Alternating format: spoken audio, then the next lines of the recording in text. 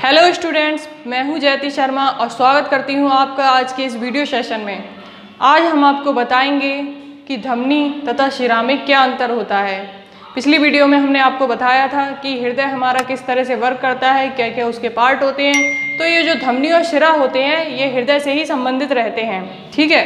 उसके ही एक important part होते हैं ये दोनों में बहुत छोटे छोटे अंतर पाए जाते हैं और ये क्वेश्चन आपके एग्ज़ाम के पॉइंट ऑफ व्यू से बहुत इम्पॉर्टेंट रहता है।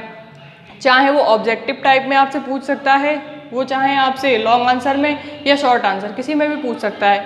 वो आपसे क्वेश्चन इस तरह से भी पूछ सकता है कि बताइए निम्नलिखित में इन दोनों की टिप्पणी करके बताइए कि धमनी क्या होती है, शिरा क्या होती है, क्या क्या इनके कार्य रहते हैं, किस तरह से ये वर्क करते हैं। उसके अलावा फिर क्या पूछेगा, एक तरह से क्वेश्चन आपसे ये पूछ सकता है डायरेक्ट कि धमनी और शिरा में चित्र सहित अंतर बताइए हमें, ठीक है। तो ये आपसे 4 नंबर में भी पूछ सकता है और 6 नंबर के क्वेश्चन में भी आपसे ये सवाल पूछ सकता है। तो ये एग्जाम की दृष्टि से आपका जो सवाल है बहुत इंपॉर्टेंट है, तो इसको एक बार अच्छे से समझ लीजिए। इसीलिए मैंने इसका चित्र भी बनाया है ताकि आपको मैं चीज़ों को प्रैक्टिकली बता सकूं कि किस तरह से धमनी का वर्क क्या रहता है, शिराओं का वर्क क्या रहता है, क्या क्या इनकी पहचान होती है शरीर के अंदर, किस तरह से हम इनको पहचान सकते हैं। ठीक, चलिए चलते हैं अपनी वीडियो की तरफ।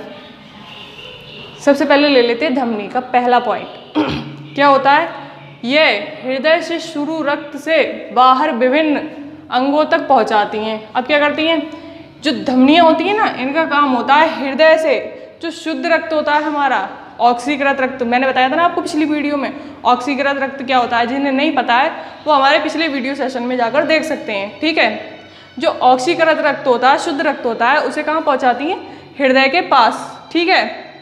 उसके अलावा शिराओं का क्या वर्क होता है, और देखो यही इसकी डेफिनेशंस बन जाएगी। उसका कोई अलग से आपको नहीं लिखना है कि हाँ डेफिनेशन अलग से बन के आएगी।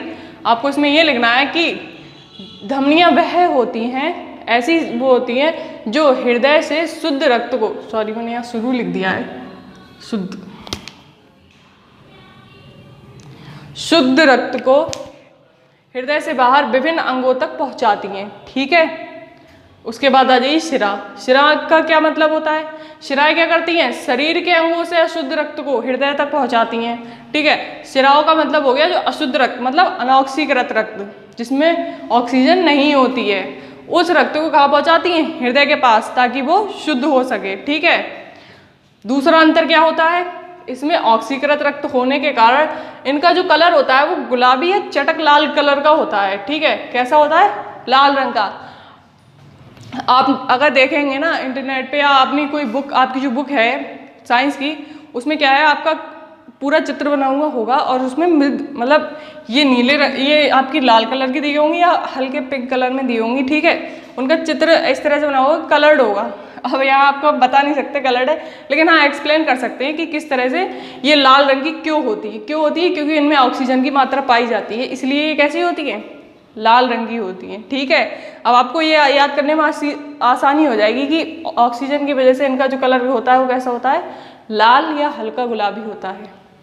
अगला पॉइंट इसमें क्या है, शिरा में इनमें CO2 की उपस्थिति के कारण ये नीले या कैसे रंग की होती है, नीले बैगनी रंग, मतलब जो बैगनी कलर थोड़ा सा नीलापन मारता हो उस तरह का होता है, ठीक है। तो इनमें किसकी उपस्थिति होती है, CO2 से मतलब समझ रहे हैं ना सभी लोग, क्या होता है, कार्बन डाइऑक्साइड, ठीक है। अच्छा, अगला पॉइंट हमारा क्या है, इनमें ऑक्सीजन युक्त रुधिर रहता है। मतलब मैंने आपको बताया ना, जब शुद्ध रुधिर होगा तो मतलब कैसा होगा, ऑक्सीकृत होगा, ठीक है। तो इनमें कैसा रुधिर रहता है, ऑक्सीकृत रुधिर। वहीं शिराओं में कैसा रुधिर रहता है, ऑक्सीजन रहित, मतलब अनऑक्सीकृत रुधिर रहता है, ठीक। अगला पॉइंट, इनमें जो दीवारें होती है मोटी होती है। अब दीवारों से मतलब ये ना समझ लेना कि ईंटों से, उसी की तरह ही होती है, लेकिन इनमें क्या होता है, कोशिकाओं से बनी होती है दीवारें। तो ये जो दीवारें होती है इस टाइप से, ये कैसी होती है, थोड़ी मोटी होती है, मतलब इसको डबल लेयर कर दो और इसको सिंगल ही रहने दो, तो ये हो गया, ये मोटी होगी इसकी दीवारें, और इसकी दीवारें कैसी रहती है, पतली रहती हैं। वो देखा आपने कि घर में हमारे कुछ पतली दीवारें बनाई जाती हैं और थाम या बीम वगैरह के लिए क्या होते हैं, 4-4 ईंटें रख लेते हैं। तो ये इस तरह से ही समझ लो, प्रैक्टिकल लाइफ में ही आप लेके चलोगे तो इसकी दीवारें कैसी होंगी, मोटी होंगी। या इसका जो आवरण, एक इसकी लैंग्वेज में हम आपको बताएं, जो इसका आवरण होता है वो कैसा होता है, थोड़ा सा मोटा होता है, या भित्ति भी कह सकते हैं इसी लैंग्वेज में। और इनका आवरण कैसा होता है, या भित्ति इनकी कैसी होती है, पतली होती है। और दोनों में एक खासियत होती है, ये इन दोनों में समानता होती है कि दोनों ही लचीली होती हैं। लचीले का मतलब ये हिल सकती हैं, ऐसा नहीं है कि इनको पकड़ के मोड़ा भी जा सकता है, इसलिए ये लचीली होती है। दोनों में ये विशेषता होती है, समानता होती है। ठीक है, अगला पॉइंट क्या है, जो धमनियाँ होती हैं ना, इनमें बाल्ब या कपाट नहीं पाए जाते हैं। देखो यहाँ आपको दिख रहा होगा शिलाओं में, ये मैंने गेट जैसा बना दिया है। कपाट बोलते हैं ना घर में, जो गेट होता है उसको कपाट बोल देते हैं कभी कभी हम अपनी पुरानी लैंग्वेज में। तो कपाट का मतलब ये होता है बाल्ब। आपने सुना होगा कि बहुत से लोग कहते हैं अरे उनके तो हृदय में मतलब बॉल पड़ा है, अरे बॉल, तो ये बॉल्व होता है। हम बाल नहीं बोलते, उसे सामान्य लैंग्वेज में लोग कह देते हैं बाल, लेकिन ये बॉल्व होता है जो कि यहीं पाया जाता है। ठीक है, और धमनियों में बाल्ब नहीं पाया जाता है।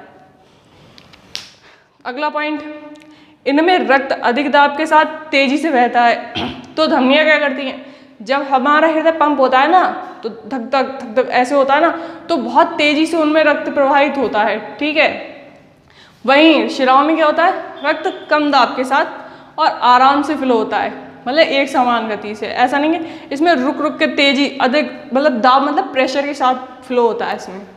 ठीक है, तो आज आपने जाना कि धमनी में क्या अंतर होता है और शिराओं में क्या अंतर होता है, धमनी किस तरह से वर्क करती है हमारी बॉडी में और शिराएं क्या करती हैं।